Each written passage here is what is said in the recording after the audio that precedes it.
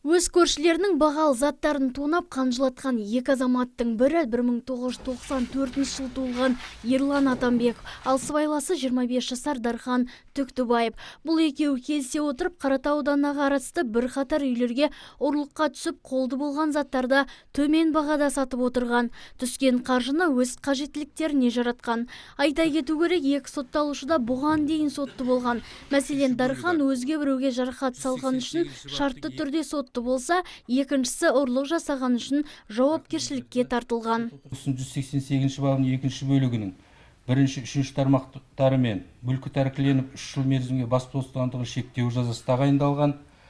2 наурыз 2017 жылы Шымкент қаласы Қаратау ауданы сотының қаулысымен Қазақстан Республикасы тәуелсіздігінің 25 жылдығына байланысты рақымшылық жасау туралы 2016 жылғы 13 желтоқсандағы заңының 2 бабы 3 бөлігінің 1 тармақшасы негізінде жазадан босатылған. Талай жұртты сан соқтырған азаматтар қателігін енді түсінсе керек, халық алдында кешірім сұрап істеген қылмыстар үшін өкінетінін жеткізді. Сондай-ақ бұған дейін ұрланған заттарды иегелеріне қайтарып кешірімін алған. Осыған байланысты оларға 3 жыл бас бостандығынан айыру жазасы тағайындалды. Сотталушы Ерлан Атамбеков Қазақстан Республикасы қылмыстық кодексінің 188 бабының 3 бөлігінде көрсетілген қылмысты жасаған үшін кінәлі деп танылсын.